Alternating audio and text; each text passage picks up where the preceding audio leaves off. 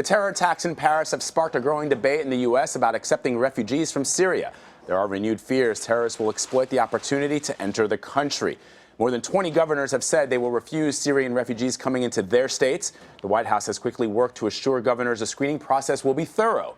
We've just learned that governors from all 50 states have been invited to a conference call this afternoon to receive a briefing on the security measures that will be put in place. Earlier today, Attorney General Loretta Lynch described that process. All of our agencies will make every effort to vet every refugee coming into this country, from the databases to the interviews that those individuals are subject to the biometric screening as well. Let me go on. Certainly there are challenges to that process because of the situation in Syria. But I would note, however, that we do have the benefit of having that significant and robust screening process in place, a process that Europe has not been able to set up, which renders them much more vulnerable. Well, several of the 2016 presidential candidates are picking sides on this issue of what to do with refugees. CBS News senior political editor Steve Chaggaris is in our Washington bureau with more on this. Hey, Steve. Hey, Vlad. How are you? Good. So how is this shaping this election, this campaign? Well, it's going right down party lines, which is not surprising. The Republicans are pretty much in lockstep, agreeing with these Republican governors around the country that we should not be bringing these Syrian refugees in. And then the three Democrats that are running are basically saying, let's bring them in. And you had somebody like Hillary Clinton, who's a little bit more cautious, saying we got to make sure they're vetted, but that shouldn't stop the country from bringing them in.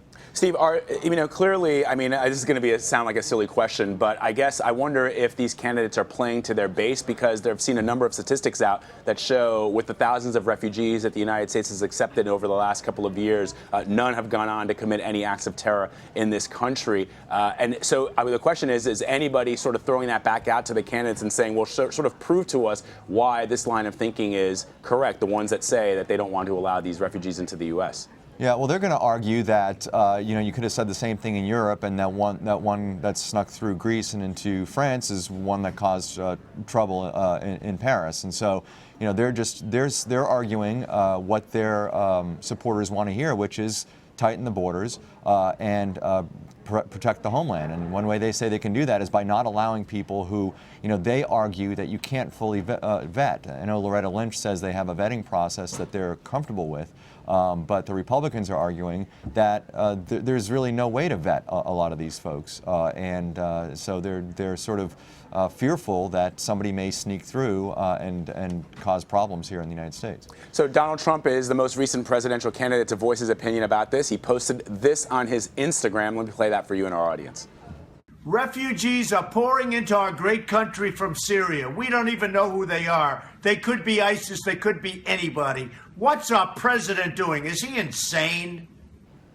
All right. So a couple of days, Steve, we were talking about what a lot of people said was a meltdown at that Trump rally. Today, it almost looks, at least to his supporters, that Mr. Trump's line of thinking when it comes to the immigrant situation is going to be vindicated. Well, that's what he's going to keep saying. He's been talking about this Syrian refugee thing since before the attacks last week, and he's been talking about it for weeks. And so he'll just keep pointing to that and saying, I was right, and his supporters will keep eating it up. Now, one of the issues here is the Republicans are setting themselves up not only against President Obama and saying he's wrong on all this, but they're putting Hillary Clinton in a pretty uncomfortable situation, having to defend what the president's doing. And so this sets up a larger fight down the road, whoever the Republican nominee is, if this issue continues to be an issue in the general election.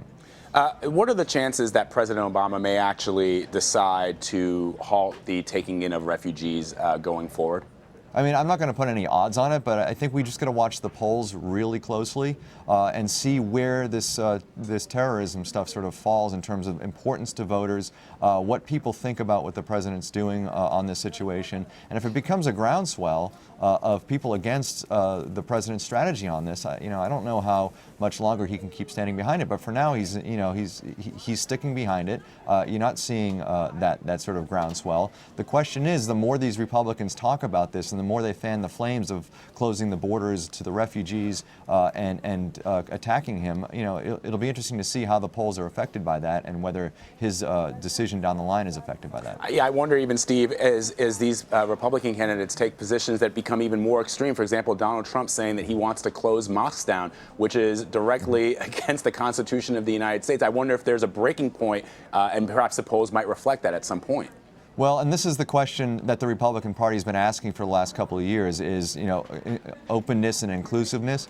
The RNC, after Mitt Romney lost in 2012, they had trouble with Hispanic voters. He only received 27% of the Hispanic vote, and they did a study and suggested that for the next election, Republicans need to open up and broaden beyond the white, older, conservative voters that have sort of propelled them to victory, because it didn't work for them in the presidential election in 2012.